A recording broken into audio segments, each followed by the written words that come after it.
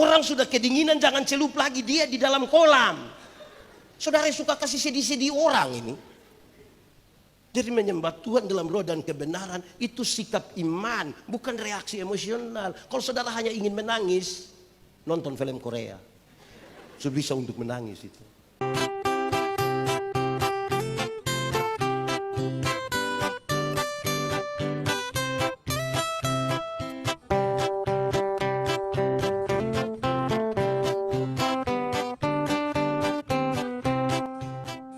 Saudara-saudara, mari kita berdoa. Ya Tuhan Allah, kami mohon kepadamu, kuatkanlah dan teguhkanlah iman kami, supaya waktu kami belajar firman Tuhan, biarlah ini menjadi waktu paling baik bagi kami. Kami berdoa, Tuhan jauhkan semua penggoda pencobaan, baik di dalam kami, baik di sekitar kami. Supaya dalam damai-Mu kami belajar firman Tuhan. Berkati hamba-Mu yang akan menjadi saluran berkat firman hari ini. Berkati semua jemaat yang memberi hidupnya untuk pemberitaan ini. Kami rindu pada firman-Mu. Berfirmanlah bagi kami Tuhan, di dalam nama Yesus, firman yang hidup itu kami berdoa. Amin. Mari silakan duduk semuanya. Bapak Ibu, saudara-saudara jemaat yang dikasihi dalam Tuhan Yesus, dalam sukacita kita di hari ini, ulang tahun GKI Sakatik yang ke-19. Saya ajak kita untuk merenungkan dua bagian pembacaan Alkitab. Pertama dari surat Roma pasal 12 ayat 1 sampai 2. Dilanjutkan dengan pertama Timotius pasal 4 ayat yang ke-12. Roma pasal 12 ayat 1 dan 2. Karena itu saudara-saudara, demi kemurahan Allah aku menasihatkan kamu supaya kamu mempersembahkan tubuhmu sebagai persembahan yang hidup, yang kudus dan yang berkenan kepada Allah. Itu adalah ibadahmu yang sejati. Janganlah kamu menjadi serupa dengan dunia ini, tetapi berubahlah oleh pembaharuan budimu, sehingga kamu dapat membedakan manakah kehendak Allah, apa yang baik, yang berkenan kepada Allah, dan yang sempurna. Pertama Timotius pasal 4 ayat yang ke-12. Jangan seorang pun menganggap engkau rendah karena engkau muda. Jadilah teladan bagi orang-orang percaya dalam perkataanmu, dalam tingkah lakumu, dalam kasihmu, dalam kesetiaanmu, dan dalam kemurnianmu, kesucianmu. Demikian firman Tuhan. Berbahagia setiap orang yang mendengar firman, memelihara dan melakukan dalam hidup setiap hari. Shalom. Itu terlalu kecil, itu kuat sedikit. Shalom. Hari ini GKI Sakatik ulang tahun yang keberapa? Keberapa? Pakai bahasa Dayak 19 itu apa? 19 itu sudah banyak atau sedikit? Sudah tua atau masih muda? Sudah mapan atau belum? Jemaat. Jemaat di sini 10 saja. Jemaat. Kedewasaan itu ada 3. Ada berapa? 1, dewasa biologis. Sama-sama. Dewasa biologis itu 10 tahun lalu kita punya berat badan hanya 37. Sekarang 73. Itu dewasa biologis. 10 tahun lalu kita pakai celana nomor 27 tidak ada masalah karena perut rata saja. Sekarang perut macam ada 3, satu di sini, satu di sini, satu di sini. Itu dewasa biologis. Siapapun bisa begitu. Makan tidur, makan tidur, makan tidur, cocok. Ya besar itu toh. Dewasa biologis. Kalau kita ukur itu dalam ulang tahun jemaat, ya pasti pembangunan fisik sudah ada. Amin. Akan ada membangun lagi. Sudah bangun tambah balkon tadi di belakang, betul? Belum? Sudah? Satu. Kedua, dewasa psikologi. Dewasa apa? Dewasa psikologi tidak tergantung umur dan berat badan. Umur 40 tahun tapi kalau tukang tersinggung, sedikit-sedikit tersinggung, sedikit-sedikit tersinggung, sedikit-sedikit tersinggung. Tersinggung kok sedikit-sedikit. Di sini ada yang biasa tersinggung? Ada tidak? Dia ada di sini. Ada ikut ibadah sekarang dia. Pakai baju warna aja. Nanti dia tersinggung lagi, kita repot lagi. Dewasa psikologi tidak tergantung umur dan berat badan. 3, dewasa iman. Dewasa apa? Dewasa iman tidak tergantung berapa lama kita menjadi orang Kristen. Dewasa iman tidak tergantung berapa lama kita melayani. Dewasa iman tidak tergantung berapa lama kita hidup dalam persekutuan. Tapi dewasa iman itu kira-kira begini. Ada anak umur 3 tahun, ada mimbar berat 10 kilogram. Anak umur 3 tahun bisa pikul mimbar yang 10 kilogram? Bisa? 17 tahun kemudian dia umur 20 tahun. Bisa pikul mimbar yang 10 kilogram? Yang berubah anak atau mimbar? Nah, itu dewasa iman. Orang dewasa iman tidak akan meminta beban menjadi ringan. Tapi dia berdoa meminta bahu yang semakin kuat. Orang dewasa iman tidak akan merengek-rengek berteriak, Tuhan tolong ringankan ini masalah. Karena dia tahu kalau Tuhan izinkan ada masalah, Tuhan tahu seberapa kuatnya dia. Ada amin. Saya mau tanya saudara, jemaat. Saudara punya masalah? Tidak usah omong. Saya lihat yang ini muka masalah semua. Masalah ialah kesenjangan antara harapan dan kenyataan. Harapan menikah umur 28, kenyataan sudah 34. Harapan menikah dengan dia, kenyataan dia nikah dengan kita punya teman akrab. Mengerikan itu. Karena itu jemaat. Karena itu orang dewasa iman hampir-hampir tidak meminta orang lain berubah. Tapi siapa yang berubah? Diri sendiri berubah.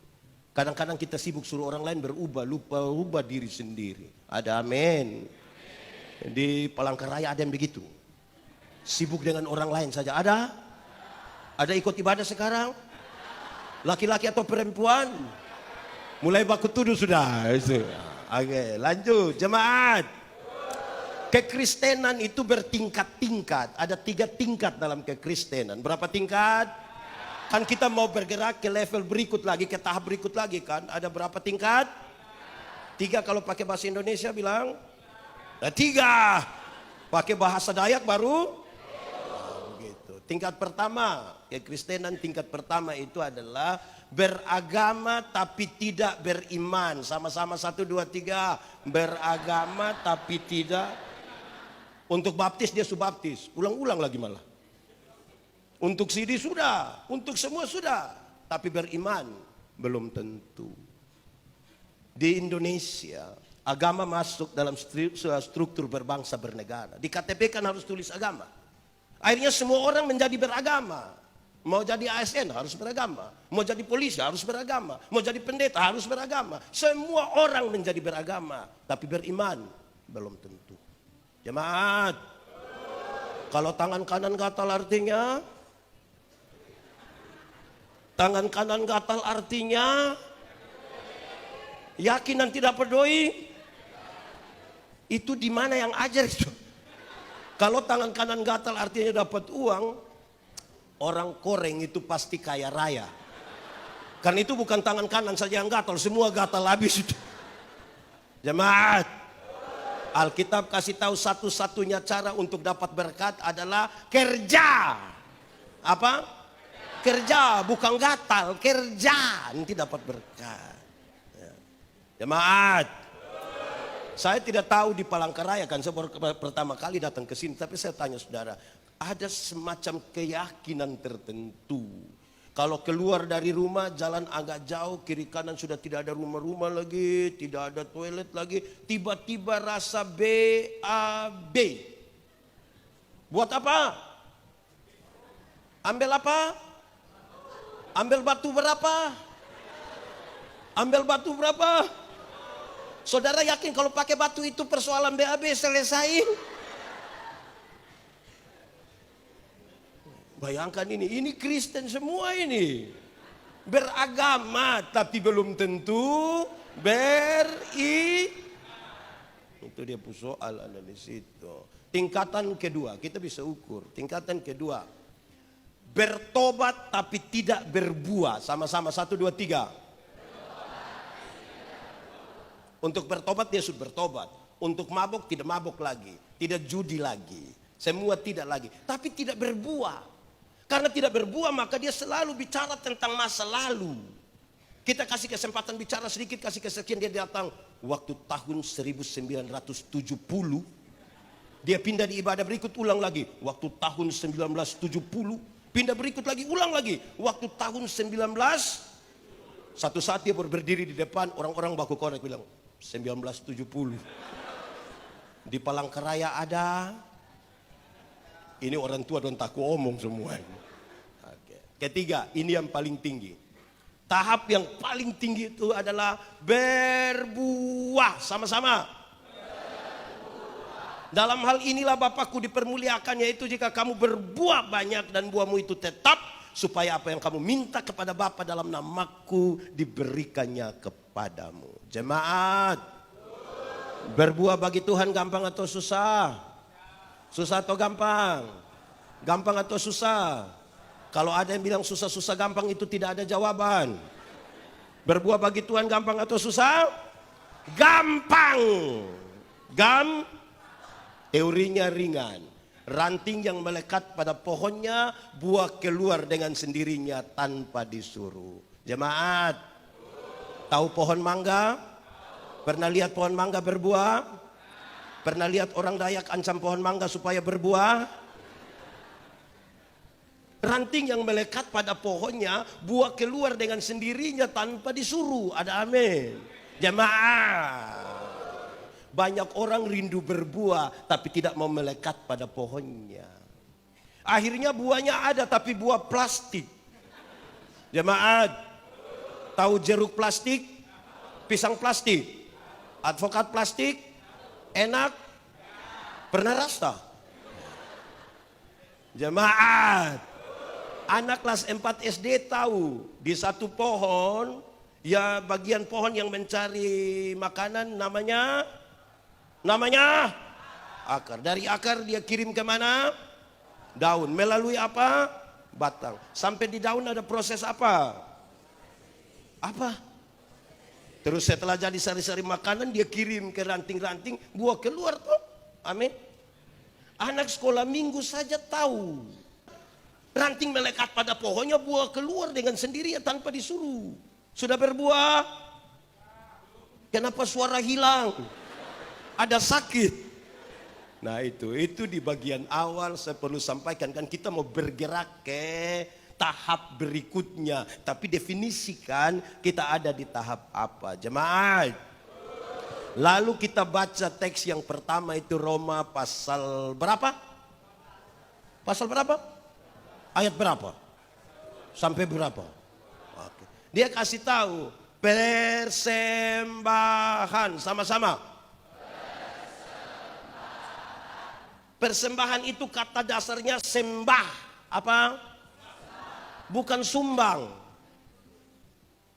Dalam gereja, dalam tata ibadah kita, bagian pemberian itu namanya persembah. Bukan persumbangan. Tapi datang kepada Tuhan dalam penyembahan, itulah kita tidak datang dengan tangan hampa. Tapi ada sesuatu yang kita bawa kepada Tuhan. Nanti persembahan tubuh sebentar kita bicara. Tapi ini tentang apa yang kita bawa kepada Tuhan. Datang dalam penyembahan. Jemaat, waktu kita bicara tentang penyembahan yang benar itu kita bicara tentang menyembah Tuhan dalam roh dan jemaat. Roh itu lawannya kedagingan. Roh itu lawannya. Saudara tidak bisa datang menyembah Tuhan dalam kedagingan. Yang biasa pilih-pilih pendeta itu. Di sini ada yang biasa pilih-pilih pendeta. Kalau dia baca, oh ini yang pimpin, ibadah ketiga saja, ini setan yang pimpin. Di Palangkaraya ada begitu. Ada di sini dia. Anak muda atau orang tua itu? Kedagingan. Saudara tidak bisa datang menyembah Tuhan dalam kedagingan, tidak bisa.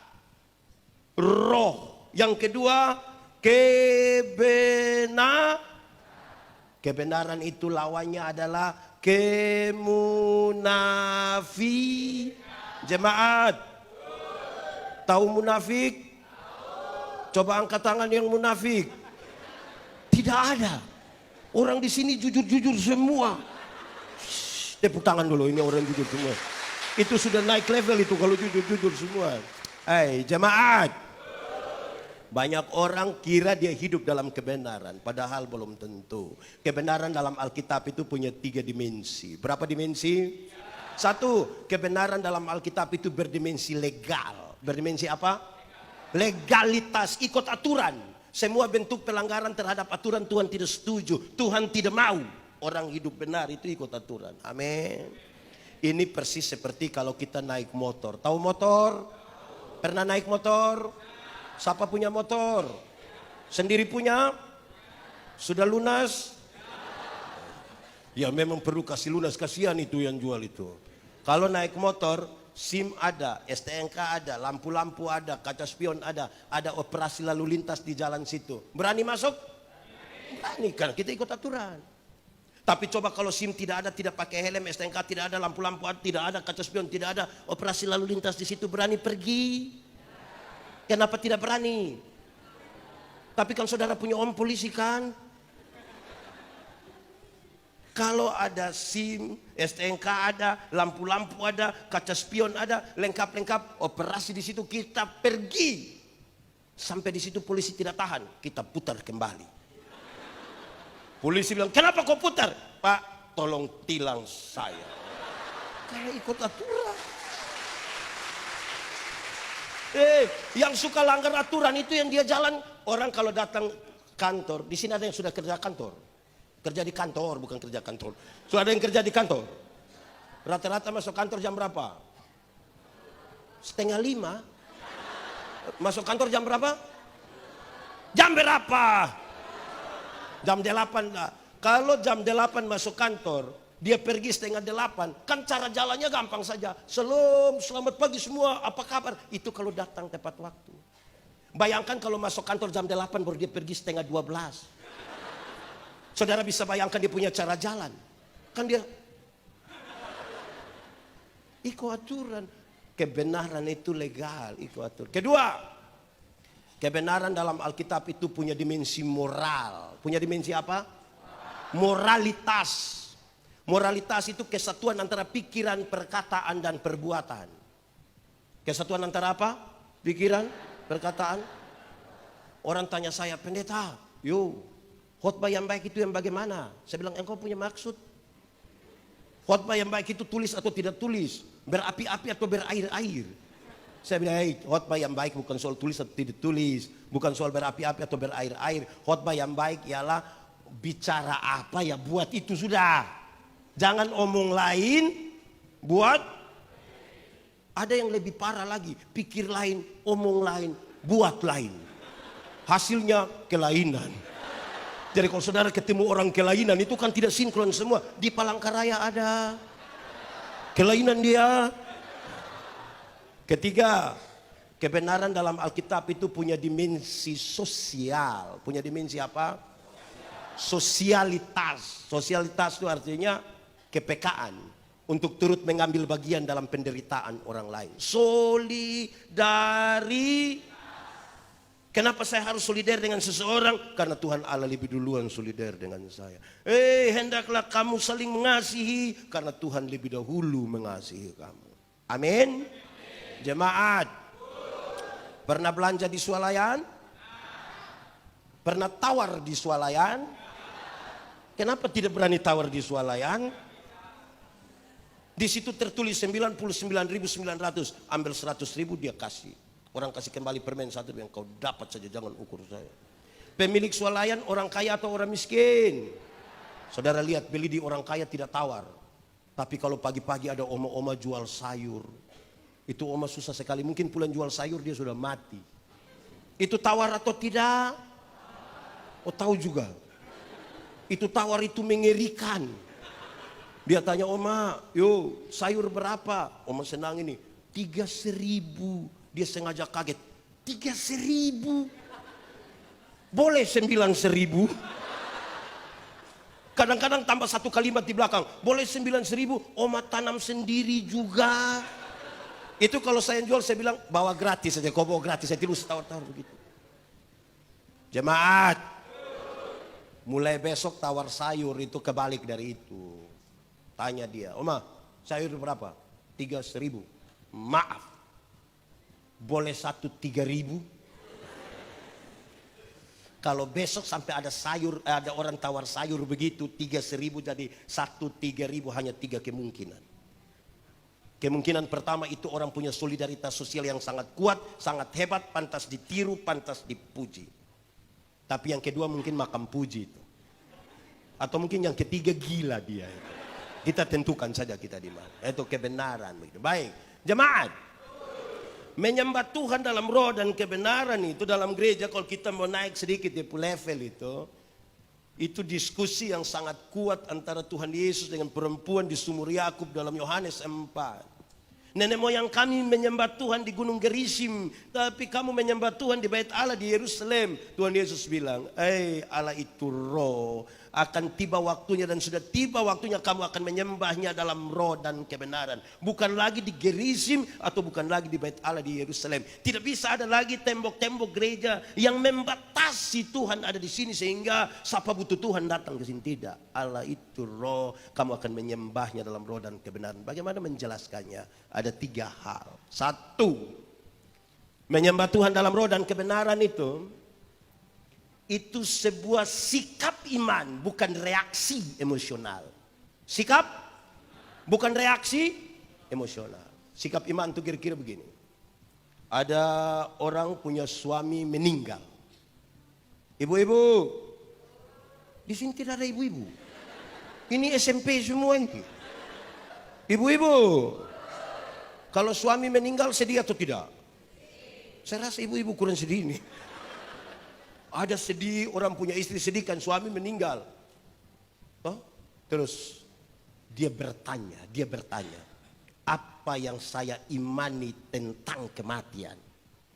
Waktu dia bertanya tentang apa yang saya imani tentang kematian, dia temukan jawaban. Yang saya imani, yang saya baca dalam Alkitab, kematian bukan akhir dari segala sesuatu.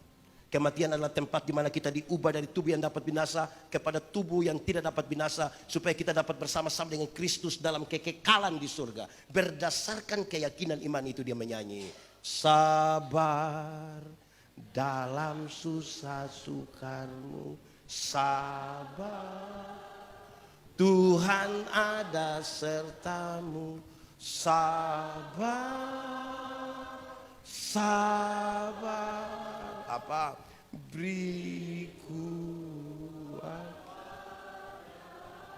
Jadi setiap kali dia ada masalah dia bertanya, apa yang saya imani? Itu sikap iman. Kalau reaksi emosional itu orang punya suami ada meninggal, dia orang punya istri ada sedih, dia datang dia menyanyi. Di dalam doamu kau sebut nama. Separuh langsung. Di interlude-nya suruh anak kecil satu baca puisi dengan judul Ditinggal Ayah. Sedih kok tidak? Semua menangis kan? Terus saudara kira itu roh bekerja? Orang sudah kedinginan jangan celup lagi dia di dalam kolam. Saudara suka kasih sedih-sedih orang ini. Jadi menyembah Tuhan dalam roh dan kebenaran itu sikap iman, bukan reaksi emosional. Kalau saudara hanya ingin menangis, nonton film Korea. Sudah bisa untuk menangis itu. Satu. Kedua, menyembah Tuhan dalam roh dan kebenaran, kepuasan manusia tidak lebih tinggi dari kemuliaan Allah. Sama-sama 1, 2, 3. Kepuasan manusia tidak lebih tinggi dari kemuliaan Allah. Pendeta Yandi khotbah habis, saudara puas atau tidak puas tidak penting.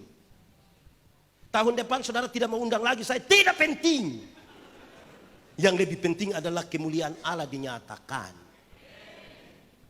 Di sini ada yang tukang judi. Terus pendeta bilang, "Hey, stop judi." Dia setuju atau tidak? Tidak setuju. Tidak penting kan? Yang lebih penting kemuliaan Allah dinyatakan. Kepuasan manusia tidak lebih tinggi dari kemuliaan Allah. Banyak jemaat itu bergereja cari kepuasan, bukan cari kemuliaan. Makanya tadi cari-cari pendeta itu. Pindah-pindah gereja lagi, di sini ada. Kenapa saudara tidak mau omong? Ada masalah apa saudara dengan saya ini? Kita kan baru ketemu. Kepuasan manusia tidak lebih tinggi dari kemuliaan Allah. Ketiga, menyembah Tuhan dalam roh dan kebenaran itu, Tuhan menjadi satu-satunya pusat dari penyembahan. Tuhan menjadi Satu-satu. Bukan pengkhotbah, bukan pemimpin pujian, bukan pemain musik, bukan lampu-lampu, bukan ornamen apapun dalam gereja. Pada waktu kita menggeser itu sedikit, bukan lagi kita menyembahnya dalam roh dan kebenaran. Bukan lagi. Ada orang bilang saya, Pak Pendeta, yuk nanti kami undang pendeta lagi ya. Iyo, nanti kasih tahu jauh-jauh hari biar saya atur waktu, kan saya sedikit sibuk. Terus saya bilang gini, biar kita ketawa-ketawa. Saya bilang apa? Coba ibu ulang. Saya menggumuli ini khotbah setengah mati ini yang ibu mau datang ketawa-ketawa. Kalau ibu mau ketawa-ketawa undang Sule, jangan undang saya. Ya, saya bukan inti dari ini penyembahan. Tuhan ada, amin. Jadi saudara kalau terasa terusik sedikit, ya tidak jadi masalah. Tidak masalah itu. Nah, sudah itu toh. Satu, menyembah. Dari kata sembah. Kedua, persembahkanlah tubuhmu. Ada satu waktu saudara-saudara, Tuhan Yesus diberi sebuah pertanyaan. Pertanyaan ini gampang jawabannya tapi risikonya berat. Ketika Yesus diberi pertanyaan ini, boleh bayar pajak kepada kaisar atau tidak? Pertanyaan itu kan jawabannya gampang kan? Risikonya besar. Kalau Yesus jawab, boleh bayar pajak kepada kaisar, maka ribuan orang pengikut Yesus akan meninggalkan Yesus karena pajak waktu itu terlalu mahal. Tapi kalau Tuhan Yesus bilang tidak boleh bayar pajak kepada kaisar, maka dia dianggap memprovokasi masyarakat untuk melawan pemerintah. Pasti dia ditangkap. Tuhan Yesus bilang begini, tunjukkanlah kepadaku koin untuk pembayaran pajak itu. Tuhan Yesus bertanya, gambar dan tulisan siapa ini? Kaisar. Berikanlah kepada kaisar apa yang wajib kamu berikan pada kaisar, dan berikanlah kepada Tuhan apa yang wajib kamu berikan pada Tuhan. Itu bukan soal perpuluhan. Itu bukan soal persembahan yang sebentar saudara kasih. Gambar dan tulisan apa ini? Kaisar. Karena di sini ada gambar dan tulisannya, kasih dia, kasih dia. Tapi Alkitab dengan sangat luar biasa mencatat, tapi kamu adalah gambar dan tulisan Allah. Berikan uangmu pada kaisar, tapi berikan dirimu kepada Tuhan dan bukan uangmu. Supaya jangan ada orang bilang, Pak Pendeta, saya memang tidak ke gereja Bapak, tapi saya punya persembahan pergi. Di surga tidak ada kios jual Indomie.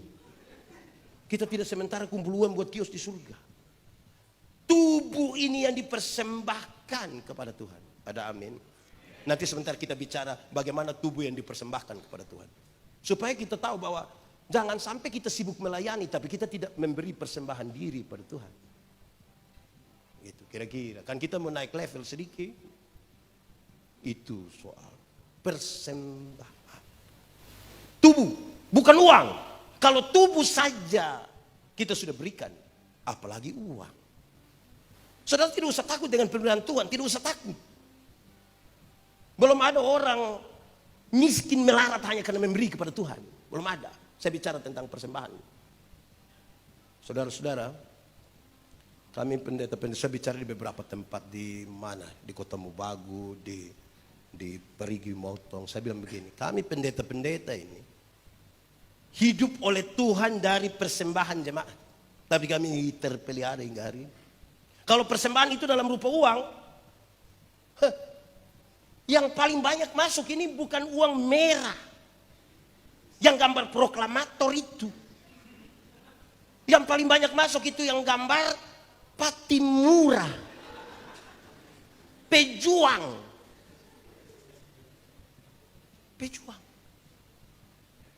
Kenapa Patimura itu dia taruh di pedang begini? Karena ada yang kucak-kucak begini sampai-sampai itu pedang mau patah itu Patimura. Tapi kami hidup hingga hari ini. Amin. Terus takut. Ada orang tua satu dia kasih persembahan, dia lipat di tangan.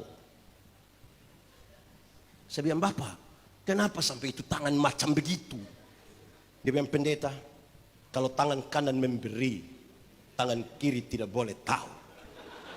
Saya bilang, iya Bapak, tapi saya tahu. Dia bilang, pendeta tahu apa? 1000. Makanya begini. 100 tidak mungkin begini. Begini. Sudah begini lagi bisa saja pakai sengaja batuk lagi.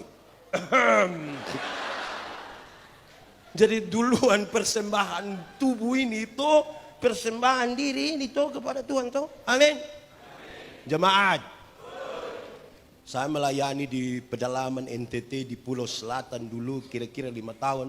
Kalau pulang di musim timur kami naik kapal feri itu gelombang cukup besar. Wih, mengerikan itu gelombang. Kalau gelombang sudah begini mereka datang cari pendeta. Boleh kita ibadah. Di darat tidak ibadah Bapak, di laut kami ibadah. Di bagian persembahan itu kami tidak pakai tangguh persembahan yang merah-merah itu. Di mana itu? Kami tidak pakai. Pertama karena memang tidak ada. Kedua, kami harus pakai dos yang besar itu. Dos. Kenapa harus dos? Ibadah di laut itu, kalau laut sementara bergelora di bagian persembahan, yang bawa dos itu datang, sekali isi tangan di dalam saku ini, dapat berapa saja semua langsung masuk. Tidak lewat otak, dia beda kalau ibadah di darat. Beda atau tidak? Beda atau tidak? Beda, termasuk yang sebentar ini. Yang bawa persembahan datang kita taruh tangan dalam saku begini, macam agak lama begitu. Terus mata 2-3 kali putar-putar. Ini mata macam ada firasat itu.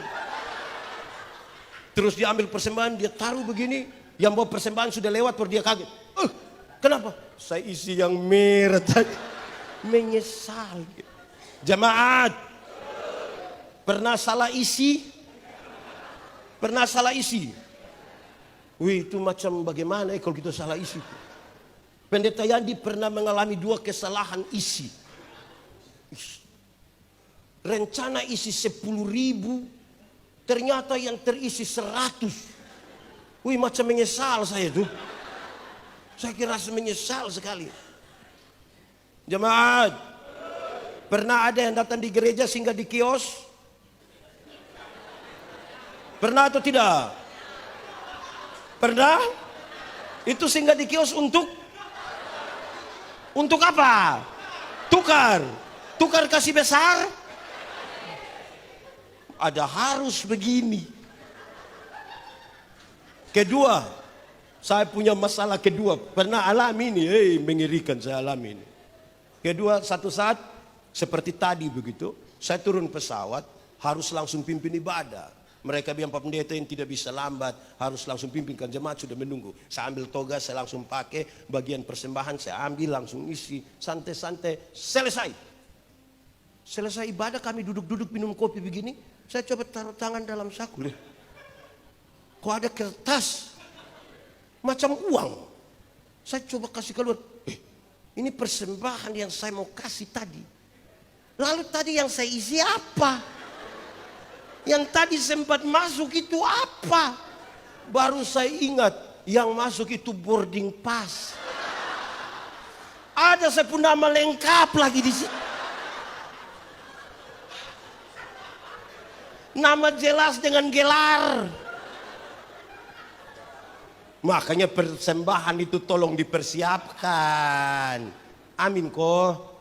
Berikan yang terbaik toh bagi Tuhan toh. Ada amin? Nah, itu dari segi persembahan. Ini yang menyanyi dong, ini juga bagus.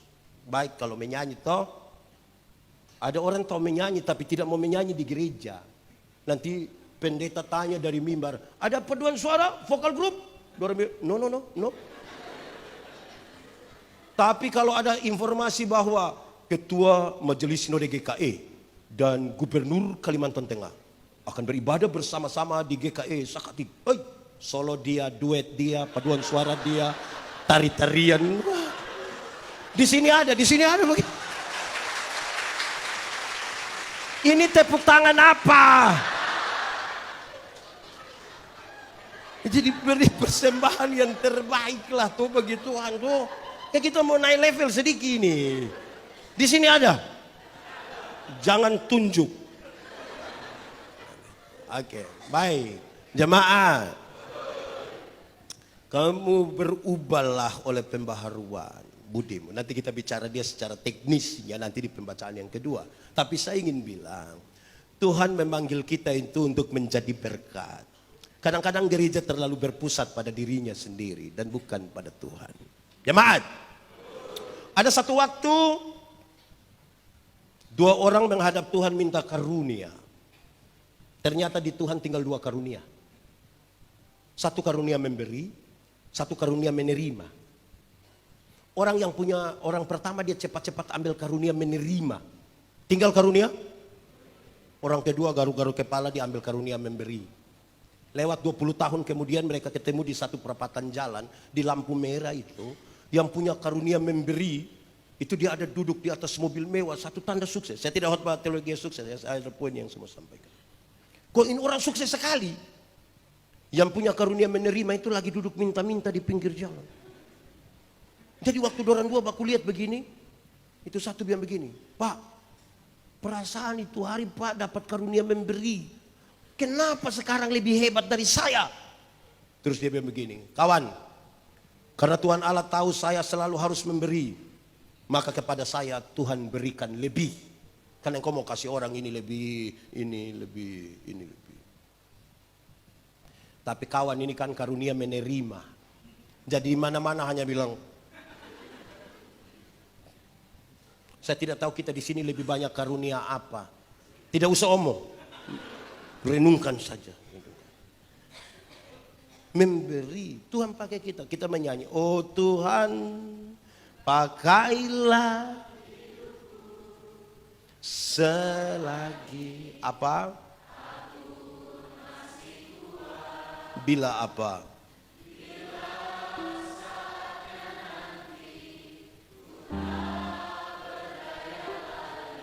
Hidup ini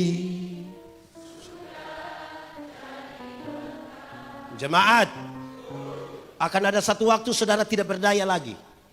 Mungkin karena umur, mungkin karena sakit, mungkin karena kecelakaan, saudara tidak berdaya lagi. Tapi ketika orang bercerita tentang saudara, orang bilang begini, itu orang biar sudah begitu, tapi sudah jadi berkat.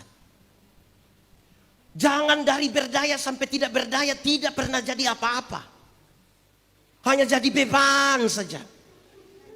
Lama-lama dia baru muncul di situ, orang-orang baku korek, beban masuk. Hidup itu jadi berkat sedikit. Di sini ada hanya jadi beban. Ada.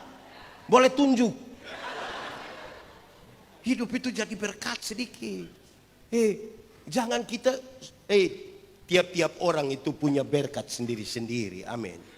Dan tiap-tiap orang punya masalah sendiri-sendiri. Kadang-kadang kita punya mata terlalu melihat pada orang lain punya berkat sampai lupa tahu bahwa kita juga diberkati. Kita fokus pada orang lain punya berkat. Lama-lama orang lain yang beli kulkas, kita yang kedinginan.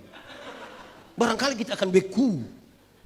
Kita juga diberkati. Aku diberkati sepanjang.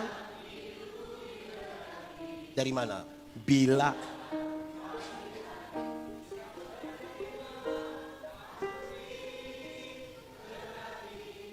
jemaat.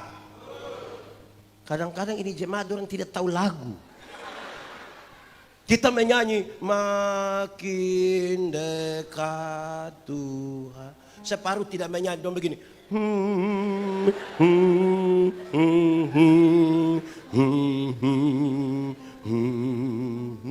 Bukan karena dia mau bikin rohani, karena tidak tahu. Lagu rohani tidak tahu, tapi kalau itu lagu yang jang balik, tidak usah lanjut lagi itu. Gitu saudara-saudara. Jangan hanya lihat orang lain, nanti kita iri hati. Di sini ada yang biasa iri hati. Ada. Dia paham apa? Iri hati ialah, iri hati ialah. Lebih baik saya rugi, asal engkau rugi lebih banyak, daripada saya untung, tapi engkau untung lebih banyak. Maksudnya begini, ada dua orang suka iri hati, orang dua berdoa kepada Tuhan. Tapi karena Tuhan tahu dua-dua tukang iri hati, Tuhan bilang malaikat urus orang dua. Malaikat datang, malaikat bilang kamu dua ini tukang iri hati ini. Jadi hanya satu saja yang boleh berdoa, yang satu tidak boleh berdoa. Tapi yang berdoa ini minta apa, yang tidak berdoa akan dapat 2 kali lipat. Jadi misalnya Bapak berdoa minta motor 1, saya yang tidak berdoa akan dapat motor 2. Di antara kamu dua siapa berani berdoa? Dua-dua tidak mau. Dua-dua tidak mau. Akhirnya sepakat, coba kita tarik lot saja. Siapa yang akan berdoa? Ternyata waktu undi, saya yang harus berdoa. Saya pikiran ini. Kalau saya minta kaya, pastikan beliau lebih kaya. Sudah. Pikir-pikir saya berdoa begini saja. Tuhan, tolong kasih saya punya mata buta satu. Kalau saya punya mata buta satu, beliau buta berapa? Buta satu rugi atau tidak? Oh tidak, sini saya coba ke sini. Buta satu rugi atau tidak?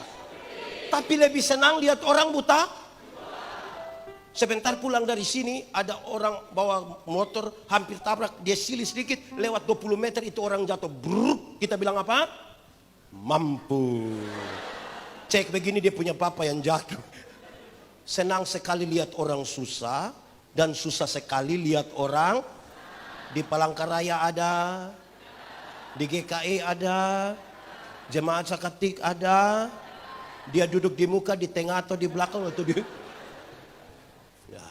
Jemaat, mari kita lihat hal-hal praktisnya. Kita mau naik level sedikit, mau bergerak ke tahapan berikutnya. Paulus punya salah seorang murid rohani namanya Timo. Di sini ada nama Timotius? Tidak ada. Frankie? Paulus punya murid rohani satu namanya Timotius itu ditabiskan untuk menjadi uskup di Efesus. Tapi dia masih muda sekali. Muda. Sementara di Efesus ada banyak orang yang sudah tua, rasa berpengalaman sekali. Mereka dari banyak yang merasa berpengalaman itu adalah pengajar-pengajar sesat. Jadi ada ajaran sesat, ada pengajar sesat. Seorang anak muda akan pergi ke sana. Paulus nasihat dia, Timotius, engkau sampai sana ini dia punya tantangan. Tidak usah berbantah-bantah dengan mereka, tidak usah. Tidak usah baku balas dengan mereka. Yang engkau harus lakukan adalah jadilah teladan. Sama-sama 1, 2, 3. Lebih kuat 1, 2, 3. Kasih tahu kawan di sebelah 1, 2, 3. Jemaat, keteladanan itu bertingkat-tingkat. Kan kita mau ke level berikutnya. Keteladanan itu bertingkat-tingkat. Ada 5 tingkat. Berapa tingkat? 5 pakai bahasa Indonesia, pakai bahasa Inggris, pakai bahasa Dayak, pakai bahasa Timur. Oke, 5. Kita bisa ukur kita di level mana dan mau bergerak kemana. 1, engkau mesti jadi teladan dalam perkataanmu. Sama-sama, perkataanmu. Kata-kata dari orang-orang Kristen itu harus kata-kata yang terukur, yang melewati proses berpikir yang baik, melewati proses beriman yang baik, baru dia boleh berbicara satu kali. Tuhan menciptakan manusia, ada 2 mata, ada berapa telinga, ada berapa mulut. Ulang, berapa mata, berapa telinga, berapa mulut. Ada banyak maksudnya. Salah satunya adalah lihat 2 kali, dengar 2 kali, bicara berapa kali? Lihat ulang-ulang, dengar ulang-ulang, bicara berapa kali? Karena ada banyak orang tidak ada mata, tidak ada telinga, tapi dia punya mulut 7. Tidak tahu apa-apa, bicara macam tahu-tahu. Itu yang bikin kacau gereja itu di situ. Yang bikin kacau ini negara Republik Indonesia itu yang tidak tahu apa-apa, tapi bicara macam di sini ada. Kata-kata yang keluar dari mulut orang Kristen itu terukur. Karena itu pesannya gampang saja, pesannya gampang. 1, mulut orang Kristen tidak boleh tipu. Tidak boleh. Jemaat, tipu boleh atau tidak? Tipu boleh atau tidak? Kalau untuk kebaikan kita tipu sedikit boleh? Apa? Tidak ada tipu untuk kebaikan. Tipu itu tipu.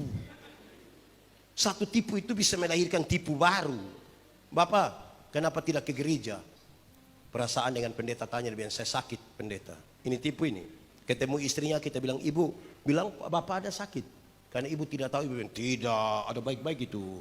Kita ketemu dia, kita bilang, bapak, ibu bilang bapak tidak sakit. Terus dia bilang, sebenarnya saya sakit tapi belum kasih tahu ibu.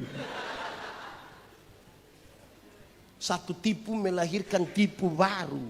Alkitab bilang bapa dari segala penipu ialah iblis. Jadi pada waktu kita tipu kita punya bapa nama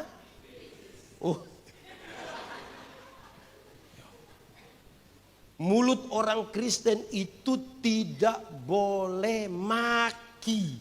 Tidak boleh apa? Di sini ada yang biasa maki-maki. Dia ada di sini. Aduh itu orang. Jemaat. Maki ialah mengeluarkan barang-barang yang tidak perlu dikeluarkan. Itu barang diam-diam di situ kita omong supaya kenapa? Kalau ada anak kecil dia maki tanpa kita setuju kita masih bisa terima. Kan itu anak tidak mengerti toh. Anak kecil itu kalau dia mandi habis biar dia tidak pakai apa-apa. Papa mama punya tamu ada, biar dia tidak pakai pakaian dia bisa keluar. Kan dia tidak mengerti. Betul kok tidak? Tapi coba dia punya bapak coba. Mandi habis begitu orang ada latihan-latihan menyanyi baru dia keluar. Hai besti. Tidak bisa. Tidak bisa. Jadi yang tukang maki-maki itu stop sudah. Amin kok. Ketiga, mulut orang Kristen itu tidak boleh membuli, tidak boleh membuli. Di sini ada yang biasa bully orang. Itu jelas itu ya. Kadang-kadang ada teman satu kulit hitam sedikit kita ganti dia punya nama. Black. Yang kulit hitam itu datang dia bilang Salam. Terus yang biasa bully itu dia bilang suara ada tapi orang di mana? Ini bully ini tidak bisa. Ini anak muda dong, ini anak-anak muda ini biasa. Aduh, repot sekali. Tidak boleh ya. Amin kok. Jemaat. Kreativitas itu boleh saja, tapi kreativitas dibangun di atas hal yang benar. Ada satu mikrolet di Kupang. Ada tulisan di samping pintu itu. Tulis bilang begini. Kalau mau umur panjang, pura-puralah tuli. Wajah saya bayangkan supaya kalau orang mau bicara apa kita terus dengarkan. Saya bayangkan begitu. Ternyata bukan itu yang dia maksud. Ada lanjutan di bawah dia bilang begini. Kalau mau umur panjang pura-puralah tuli. Supaya kalau Tuhan panggil engkau tidak dengar engkau jalan terus. Saya bilang manusia macam begini ini Tuhan tidak panggil. Nanti dia pergi sendiri. Kita ini kadang-kadang ini terlalu bagaimana. Di sini ada yang begitu yang sudah malas ke gereja lagi, duduk miras lagi di situ. Pendeta tanya, "Hei, ada buat apa?" Perjamuan Bapak.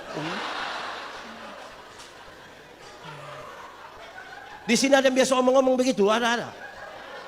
Jemaat. Itu kata perjamuan itu bukan untuk kita gaya-gaya di pinggir jalan kasih tahu orang kita pemabuk, bukan. Itu refleksi paling tinggi dari pengorbanan Tuhan Yesus akan kita. Tubuhnya dipecahkan dan darahnya ditumpahkan. Bukan untuk duduk sembarang bicara-bicara di situ. Jemaat ini. Engkau mesti jadi teladan dalam sama-sama perkatamu. Kata-kata sebagus, dia kasih naik lagi dia punya level. Engkau mesti jadi teladan dalam tingkah laku. Batu uji dari kata-kata adalah tindakan.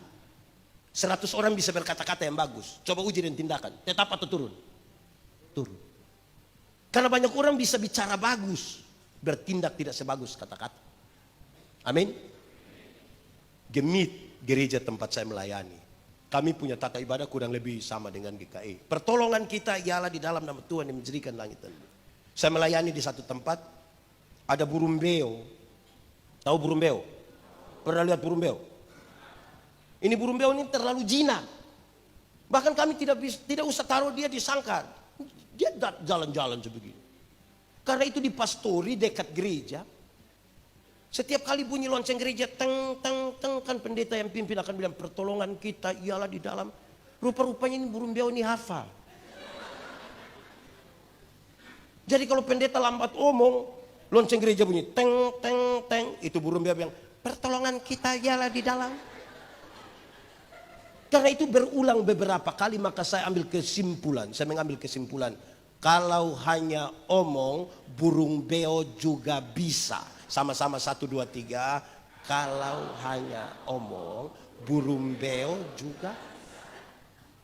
Di sini ada yang hanya omong, yang rapat dia usul semua program tapi dia tidak ikut kerja, ada. Ada juga di sini. Kadang-kadang kalau ada seminar dia bertanya begitu rupa sampai jawab kembali dia punya pertanyaan. Kalau hanya omong, burung beo juga sama-sama 1, 2, 3. Burung beo juga. Kasih tahu kawan di sebelah 1, 2, 3. Kalau hanya omong, burung beo juga.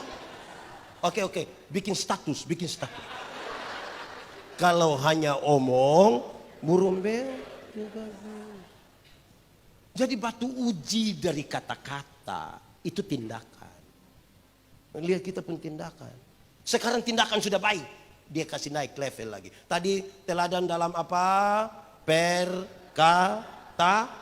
Level 2. Tingkah laku. Dia naik lagi. Tingkah laku sudah bagus. Dia kasih naik. Engkau mesti jadi teladan dalam kasih. Teladan dalam? Saudara-saudara, ingat bahwa tidak semua tindakan yang baik itu dibangun di atas motivasi yang benar. Belum tentu. Ingat bahwa tidak semua senyum tulus. Saya datang, saya bilang, "Shalom." Saudara bisa bilang, "Shalom." Saya lewat baru separuh bilang, Betul. Karena itu Paulus bilang, apapun yang kamu berbuatlah dengan segenap hatimu. Seperti untuk, dan bukan untuk. Saya khotbah di banyak bank di Indonesia. Saya bilang begini, ini ibu-ibu yang kerja di bank ini cantik-cantik semua. Mau lihat jauh, lihat dekat, tetap cantik. Dorang pakai pakaian bagus-bagus lagi. Kerja di ruangan kerja yang tertata rapi lagi, ber-AC lagi. Kita pergi ke bank ini macam kita tidak mau pulang. Macam mau lihat-lihat dorang terus begini. Kita baru naik di tangga terakhir. Dengan santun sekali dorang bilang begini, "Selamat siang, ada yang bisa kami bantu?" Terus saya tanya dorang, "Ibu-ibu, siapa di antara ibu-ibu yang bangun pagi, lihat suami pas bangun, terus dia bilang, 'Selamat pagi, ada yang bisa kami bantu?'" Jadi tindakan yang benar harus didasarkan pada KAS. Sudah, tidak usah. Jemaat, hukum Taurat itu ada 10. Ada berapa? Dari 10 itu dijabarkan jadi 613 pasal. Berapa? Dari 613 pasal itu masih ada ribuan peraturan hidup setiap hari. Dari ribuan itu Tuhan Yesus simpulkan dia dalam 2 kalimat. Mengasihi Tuhan Allah dan mengasihi sesama. Dari 2 kalimat itu Tuhan simpulkan dia tinggal 1 kata. Yaitu kasih. Yaitu kasih pasti. Kasih pasti. Kasih pasti.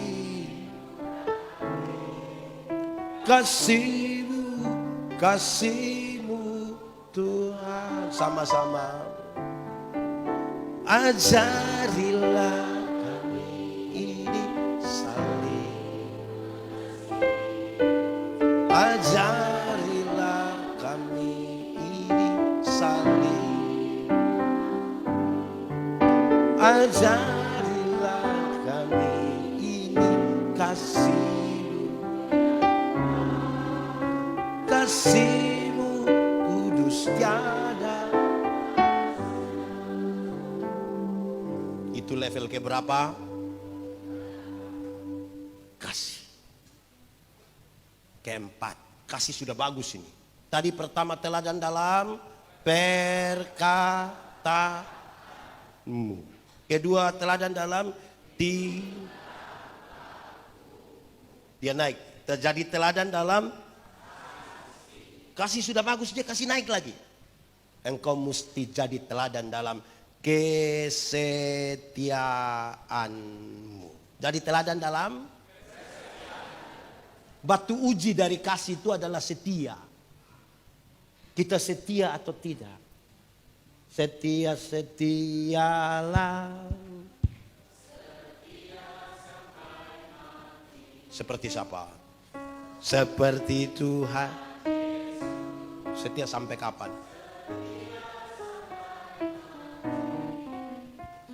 Apakah balasan untuk kasih setia? Setia, setia, setia.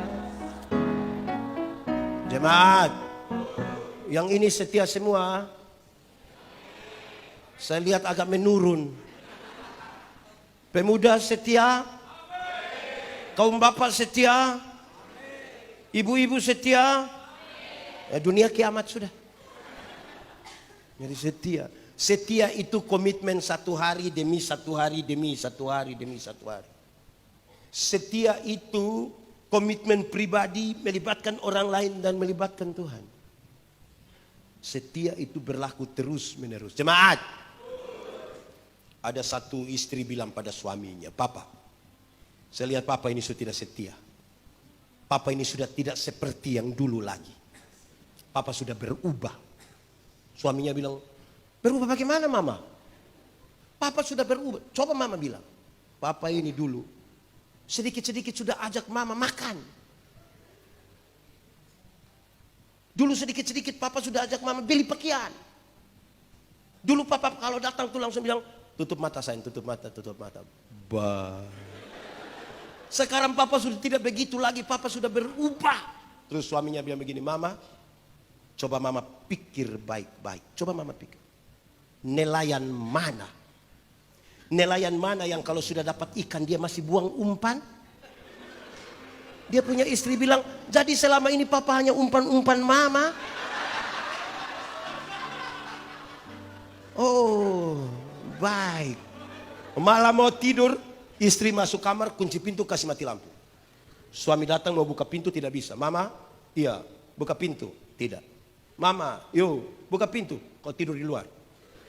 "Mama, kenapa bikin papa begini? Kita dua kan suami istri. Mama jangan buat papa begitu." Istrinya bilang, "Papa, coba papa pikir baik-baik. Coba papa pikir baik-baik. Nelayan mana? Nelayan mana yang mau tidur dengan dia punya ikan?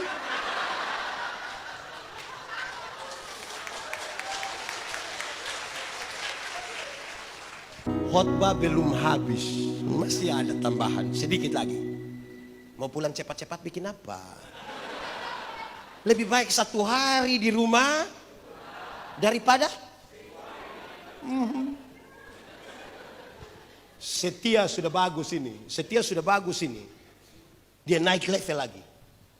Engkau mesti jadi teladan dalam kesucianmu.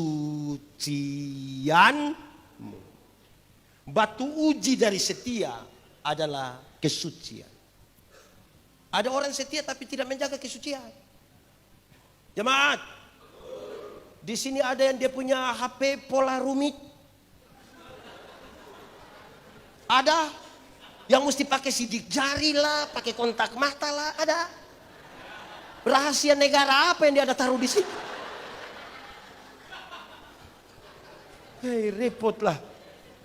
Jemaat, yang paling tinggi dari level kita itu adalah kesucian. Kata-kata, tingkah laku, kasih, kesetiaan, urusan dengan manusia. Waktu kita bicara kesucian, Tuhan menyelidiki hati. Kenapa kesucian jadi kata kunci? Dengar, Tuhan yang kita sembah itu Tuhan yang suci, Tuhan yang kudus. Yang kudus suci tidak dapat bersatu dengan yang tidak kudus. Tanggalkanlah kasutmu, sebab tempat di mana engkau berdiri itu kudus. Kalau suci itu terang, tidak suci itu gelap. Yang terang tidak dapat bersatu dengan yang gelap. Amin. Jemaat, kalau kita diterang bisa lihat orang di gelap? Bisa? Orang di gelap bisa lihat kita diterang? Lalu kenapa kadang-kadang kita sudah diterang kembali ke gelap? Orang diterang biasa pulang ke gelap itu kan dia suka begini, dia suka begini. Apa ini? Kalau dia sudah begini tidak lama dia akan bilang, "Anak muda, anak muda, suci, amin, mantap, terang, Yes. Terang mantap. Oke. Lalu kenapa kamu suka pacaran di gelap-gelap? Di sini ada anak muda biasa pacaran di gelap-gelap. Coba tunjuk. Jemaat. Ini poinnya. Kadang-kadang kita aktif melayani. Kita maha hadir dalam ibadah. Maha hadir. Semua ibadah kita hadir. Senin sampai Minggu. Kaum bapak kita ikut. Lansia kita ikut. Anak sekolah minggu pun kita ikut. Semua kita ikut. Menyatu dengan Tuhan? Belum tentu. Pendeta Yandi khotbah tiap hari. Menyatu dengan Tuhan? Belum tentu. Kita jadi aktivis pelayanan. Karena kita tidak menjaga kesucian hidup. Akhirnya kita aktif dengan banyak jadwal, dengan banyak kegiatan. Dari pagi sampai malam. Setelah kita merayakan ulang tahun yang ke-19. Woi, padat betul. Tidak berhenti ini pelayanan. Tapi kalau tidak jaga kesucian, kenapa lihat saya? Ini kita punya waktu uji paling tinggi dari tadi. Kita ucapkan satu-satu. Jadilah teladan dalam perkataanmu. Terus jadilah teladan dalam tingkah. Jadilah teladan dalam kasih. Jadilah teladan dalam kesetiaanmu. Yang terakhir, jadilah teladan dalam kesucian. Tuhan memberkati kita. Amin.